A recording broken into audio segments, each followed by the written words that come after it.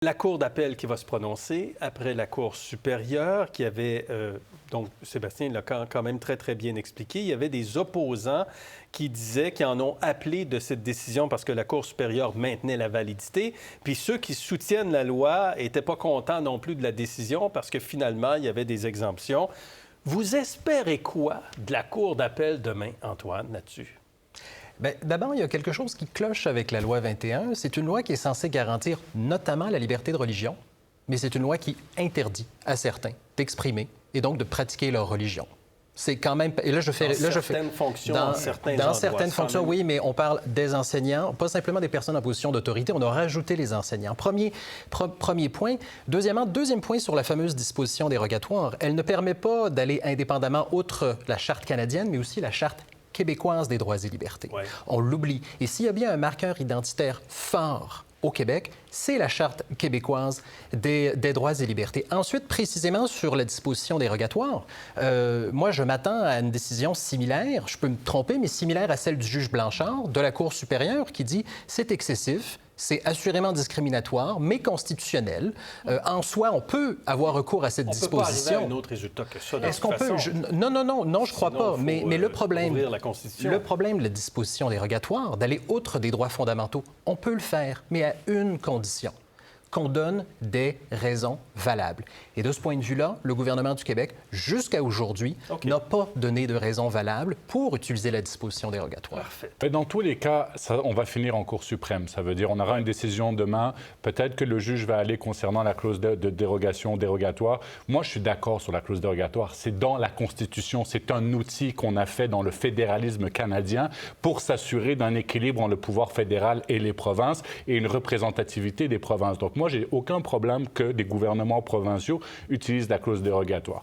Et en autre côté, on va voir, parce que c'est sûr que ça va aller en Cour suprême, et ce qui veut dire Cour suprême, ça veut dire 2025, voire peut-être 2026. Ça veut dire que même s'il y avait une élection en 2025, ce ne sera même pas encore... il n'y en aurait pas eu un jugement de la Cour suprême. Donc, même au niveau fédéral, je pense que l'impact va être minimal d'une certaine façon parce qu'il n'y aura pas de jugement de la Cour suprême. Concernant l'autre élément, je trouve ça quand même intéressant que la communauté anglophone, qui est un droit, ils ont un droit concernant leur commission scolaire parce qu'ils sont en situation minoritaire, comme les francophones en situation minoritaire à l'extérieur du Canada ont des droits. Du Québec ont des droits, mais qu'ils l'utilisent concernant la loi 21. Moi, j'ai un problème avec ça. Moi, je pense qu'une personne en position d'autorité, et ça inclut les enseignantes, par exemple, ne devrait pas porter un voile ou des signes religieux. Moi, je pense que ça, et ça va pour les policiers ou les juges, les procureurs, etc. Donc, vous espérez que la Cour d'appel va renverser une partie de la décision de maître... Mais je ne crois pas qu'il va moi, je ne crois pas qu'il va le faire. Mais en tout cas, moi, je pense que sur le fond... Vous pensez qu'on devrait faire mais moi, je pense que sur le fond, la clause de dérogation, je pense qu'elle est valide. Ouais. Et je pense que la communauté anglophone, d'utiliser ça pour passer la loi 21, je ne pense pas. Parce que, comme on dit, on est en train de créer deux systèmes d'éducation au Québec, francophone et anglophone. Tout à fait. Donc, il ne devrait pas y avoir d'exemption pour les commissions scolaires anglophones. Non. Aurélie, de votre côté, vous voulez lire quoi demain comme décision? Sur le fond de la question de la loi sur la laïcité, moi, je pense qu'il faut quand même le dire, c'est l'aboutissement d'un feuilleton qui a créé des fractures et des blessures dans le tissu social au Québec de manière considérable. Et ça, je pense que c'est important de le dire. Moi, j'ai un souvenir très vif de tout l'épisode de la Charte des valeurs en 2014, d'avoir vu l'effet de stigmatisation que ce débat-là a eu sur des membres des communautés musulmanes en particulier, mais d'autres membres de communautés, de minorités religieuses aussi.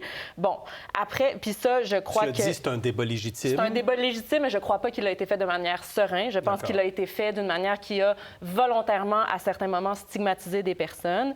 La loi sur la laïcité de l'État qu'a fini par présenter en 2019 le gouvernement Legault, c'était essentiellement le compromis Bouchard-Taylor, là, qui est, dans sa portée, elle est plus restreinte que ce qu'on nous proposait en 2014 avec la Charte de la laïcité du Parti québécois. Moi, j'aurais tendance à me ranger plus du côté d'Antoine sur le fond, là, de dire que non, les personnes peuvent exercer leur religion, y compris dans leur utilisation parce que la loi va à l'encontre de la liberté d'expression, de conscience, de religion. Cette loi 21, pour vous, c'est clair, ça?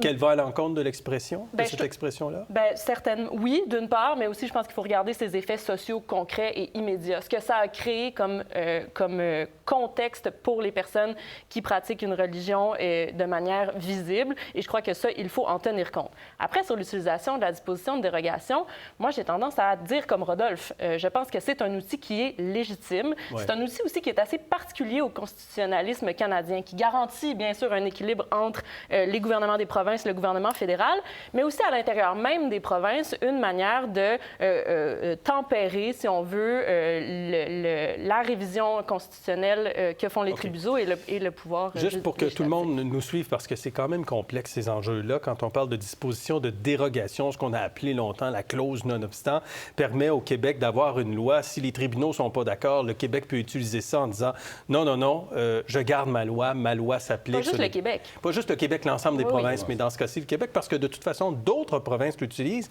Et c'est d'ailleurs ma prochaine question. Est-ce qu'on peut l'utiliser n'importe quand, sur n'importe quoi, Antoine? Non, mais je suis surpris du débat parce qu'il n'y a pas de débat sur le fait que la disposition dérogatoire est légitime ou pas. On en est sur comment on s'en sert et quelles raisons on invoque pour s'en servir, parce qu'il s'agit bien d'aller au-delà de restreindre des libertés fondamentales. Deuxième point, il n'y a pas de débat sur la laïcité. Au Québec, je ne connais personne, et j'ose m'avancer en disant que je pense qu'une majorité de Québécois sont pour la neutralité de l'État, séparation du religieux et du politique, la liberté de conscience et l'égalité de culte. On est tous favorables à la laïcité, mais il y en a qui sont opposés aux discriminations et surtout, si on veut restreindre des libertés fondamentales, parce que c'est de ça dont il est question, encore faut-il donner des raisons valables. Le gouvernement du Québec, jusqu'à présent, n'a pas donné de raisons valables. Par exemple, il en a donné une. Bien, il y a une majorité de Québécois qui sont pour. J'ai envie de répondre, il y a une majorité de Québécois qui sont pour l'abolition des taxes et des impôts. Ce n'est pas une raison pour abolir les taxes et les impôts. En démocratie libérale, il y a respecter la majorité et aussi les minorités. Et ce n'est pas l'un contre l'autre, c'est l'équilibre. Il n'y a pas d'équilibre actuellement. Rodolphe? Mais l'équilibre veut que, normalement, il y a des élections aux 4 ans. Donc, si un gouvernement utilise ce pouvoir, cette clause de dérogation, parce qu'il ne faut quand même pas oublier, ça veut dire qu'il y a une majorité et qu'il est au gouvernement. Et imaginons qu'il ne l'utilise pas bien et qu'il y a une levée de bouclier et il y a des gens qui disent non, c'est inacceptable, on a une élection. Et il a eu une élection. Est-ce que ça a été un enjeu de la dernière élection? Non, ça veut dire que cet enjeu de la loi 21 a été accepté au Québec. Sinon, le gouvernement serait tombé, par exemple, s'il y avait vraiment eu, parce qu'on regarde les cas de professeurs ou d'enseignants ou quoi que ce soit, écoutez, il n'y en a pas beaucoup, il n'y a pas une levée de bouclier actuellement. Donc, c'est pour ça que je dis... je veux juste mentionner, le Journal de Montréal rapportait en mai 2023 25 enseignantes qui n'ont pas pu être embauchées depuis l'entrée en vigueur de la loi en 2019. Donc, 25 en 4 ans. Bon. Et moi, j'ai entendu qu'un cas à Gatineau concernant le voile ou quoi que ce soit. Donc, dans le cas, je me dis, si c'était vraiment discriminatoire au point que ça avait brimé la liberté d'autant de personnes, le gouvernement serait tombé normalement. Mais non, mais c'est ça l'équilibre.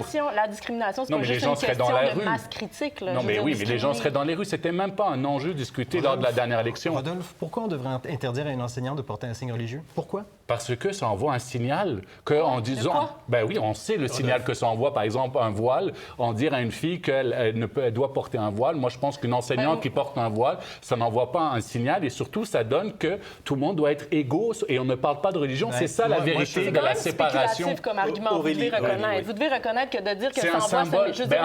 Un voile islamique, c'est quoi? C'est un symbole. Moi, quand j'interagis, c'est certainement un symbole. Aurélie, si vous parlez en même temps, on ne peut pas vous entendre. Je ne vous entends pas. Je ne parle pas plus fort que vous. Aurélie, allez-y. Je veux simplement dire que de dire que ça a un effet endoctrinant de quelconque manière, le simple fait que l'enseignante soit voilée, c'est un argument qui est hautement spéculatif. Moi, je pense pas que c'est vrai. Quand j'interagis avec une personne qui porte un symbole religieux, j'ai pas l'impression que cette personne-là, de par sa seule présence, fait un acte de prosélytisme. Dans l'école, on ne parle pas dans la rue. Ni dans l'école, ni ailleurs. Moi, je pense que dans l'école, oui, parce qu'à l'école, il ne devrait pas avoir de signes et que ça s'applique pour toutes les religions. Mais je peux répondre.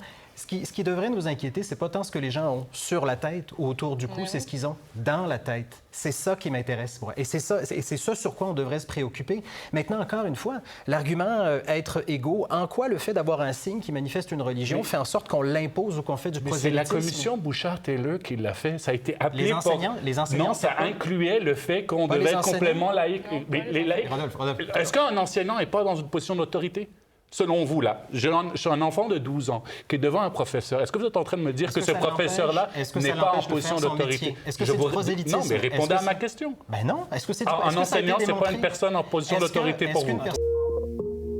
Pour voir nos émissions en entier, rendez-vous sur la chaîne Ici RDI.